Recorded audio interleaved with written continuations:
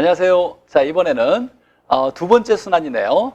첫 번째 순환에서 1번부터 16번까지 학개론의 전반적인 계산 문제를 풀어봤으니까 제가 천천히 이제 원리적으로 접근해줬으니까 이제 좀 간략하게 풀어내는 방법을 한번 저랑 같이 두 번째 순환의 계산 문제 풀어보도록 하죠. 자, 그러면 이제 17번에 역시 균형 가격과 균형량을 구하는 문제인데, 자, t 시점에서 t 플러스 1 시점이라고 나오네요. 이 기호는 사실 중요한 게 아니라 처음이고 나중이란 얘기예요. 처음에서 나중으로 바뀌었을 때 균형 가격과 균형량이 얼마냐 이렇게 물어본 거죠. 자, 문제를 보니까 QS는 3P, 공급함수가 나온 거고, QS라고 나오면 이 서플라이 공급을 얘기하는 거죠. 자, t 시점에서는 수요함수가 QD1은 첫 번째 수요량은 800-P고, 자, 첫 번째 처음이라는 얘기고, t 시점은 처음이고, t 플러스 1 시점은 나중이란 얘기예요. 자, 수요는 나중에 이렇게 바뀌었다라는 거죠. 자, 그러면 처음에 공급함수는 QS는 3P고, 그 다음에 수요함수는 QD1은 800-P인데 얘가 QD2로 수요함수가 변했다는 거죠. 1200-P로 변했고, 공급함수는 변했다는 얘기가 없어요. 그럼 나중에도 QS 공급함수는 똑같이 3P다 이렇게 볼 수 있겠죠.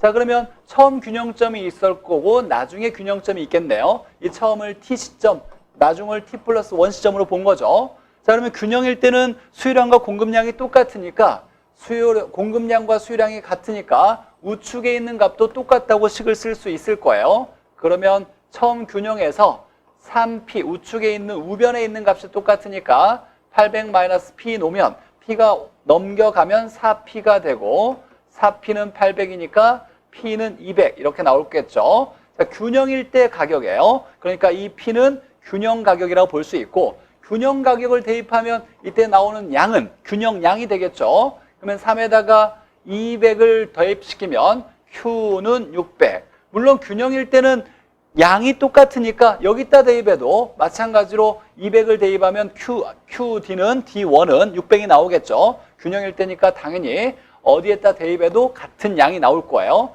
처음 균형 가격은 200, 균형량은 600이 될 거고, 자, 나중에 역시 이제 t 플러스 1의 균형일 때도 마찬가지로 균형이니까 좌변이 똑같을 거예요. 이 공급량과 수요량이 똑같을 거니까 역시 우변이 똑같다라고 식을 놓으면 3P는 1200-P라고 놓고 4P는 1200이니까 P는 300 나오겠죠. 그럼 이 P는 균형일 때의 가격이니까 균형 가격이고, 균형 가격을 대입하면 균형량이 나오겠죠. 그럼 300을 대입하면 균형량은 900 이렇게 되겠네요. 자, 그럼 나중 균형 가격과 균형량은 300, 900 나오니까, 자, 균형 가격은 100이 상승했고 균형량은 300이 증가한 거죠. 100이 상승, 300이 증가. 자, 균형점의 이동 문제는 기본적으로 잘 풀어낼 수 있도록 준비해야 되겠죠. 자, 두 번째 18번에 이제 아파트 수요의 가격 탄력성은 얼마냐? 아파트 수요의 가격 탄력성. 자, 가격에 대한 탄력성이니까 가격 탄력성의 식은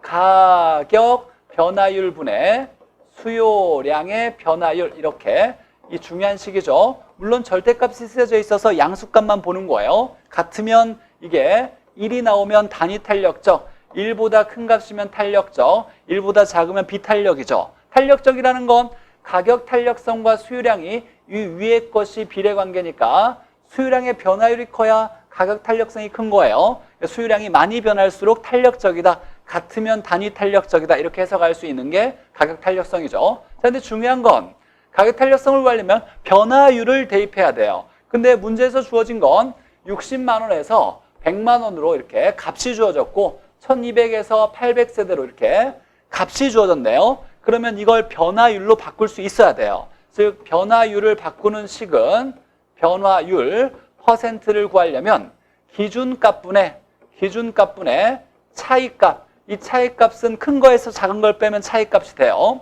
자, 근데 기준을 어떻게 쓰냐면 여기에 중간값으로 한다. 가격과 수요량은 중간값으로 기준을 한다, 이렇게 나온 거예요. 자, 그러면 중간값은 자, 두 개를 더해서 2로 나누면 중간값이 되는 거예요. 60과 100을 더하면 160이니까 2로 나누면 80이 중간이죠. 60과 100의 딱 중간은 80인 거예요. 1200과 800의 중간은 두 개 더해서 2로 나누면 중간이니까 1000이 되겠네요. 자, 그러면 이렇게 해서 계산할 텐데 우리가 이제 각각 한번 계산해 보죠. 가격의 변화율을 구하면, 자, 가격은 중간값을 기준으로 하니까 기준값분의 차이값, 중간은 60에서 100으로 갔으니까 중간 두 개 더해서 2로 나누면 얘가 80이 되겠죠. 80분의 차이는 100에서 60 빼면 40이 나오겠네요. 그럼 얘는 0.5%로 하면 50%. 자, 그 다음에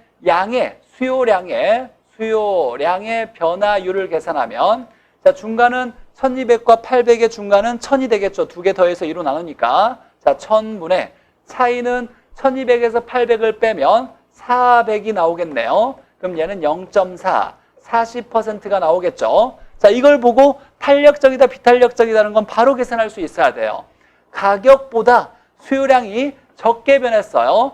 가격보다 양이 많이 변하면 탄력적, 똑같이 변하면 단위탄력적, 가격보다 양이 적게 변하면 비탄력인 거죠. 그래서 얘는 비탄력적이다라는 거, 자, 원리적으로 접근할 수 있어야 되고, 자, 가격 탄력성을 계산하려면 가격분의 수요량이니까 가격이 50%고 수요량이 40%니까 계산하면 0.8. 1보다 작으니까 당연히 비탄력적 이렇게 나오는 거죠. 자, 그래서 가격 탄력성은 0.8. 자, 이 문제는 탄력성을 계산하려면 변화율 퍼센트를 대입해야 되는데 변화 값이 나왔어요. 이 값이 나오면 변화율로 이렇게 바꿔서 대입을 시켜서 가격 탄력성을 계산할 수 있어야 되겠죠. 자, 물론 지금은 기준값을 중간값으로 잡았지만 만약에 문제에서 최초값을 기준으로 해라라고 한다면 가격 탄력성을 계산하려면, 가격 변화율을 계산하려면 최초값은 60이죠. 60분의 차이값이 40이니까 이 기준을 최초값으로만 쓰면 돼. 이렇게 계산하면 될 거고, 만약에 수요량의 변화율을 최초값으로 계산하려면 최초값은 1200이죠. 1200에서 차이가 400이니까 이렇게 해서 계산하면 최초값을 기준으로 한 가격 탄력성도 계산할 수 있겠네요. 자, 기본적으로 우리 계산 문제에서 경제론 계산 문제가 첫 번째인데, 자, 균형 가격과 균형량을 계산하는 거, 이 기호에 어려워하면 안 되는 거예요. 출제자가 기호를 썼다는 건 좀 어렵게 보이려고 한 거지 처음 나중이라는 값이고, 우리 시험은 기호 때문에 못 푸는 문제는 없으니까 기호는 무시해도 괜찮아요. 자, 두 번째, 탄력성을 구할 때 값이 주어졌을 때 변화율을 집어넣어야 한다는 거. 변화율은, 자, 이 식을 기억해놔야죠. 기준값분의 차이값으로 해서 변화율을 구해서 대입해야 탄력성 값을 구할 수 있다. 자, 연습 잘 해서 준비를 잘 할 수 있도록 꾸준하게 연습하는 게 중요해요. 한 번에 많은 시간 투자하는 게 아니라 하루에 10분 정도 이렇게 투자해가지고 매일 꾸준히 한다라면 나중에 정말로 좋은 결과 있을 거예요. 그러면 다음 시간에 또 뵙겠습니다.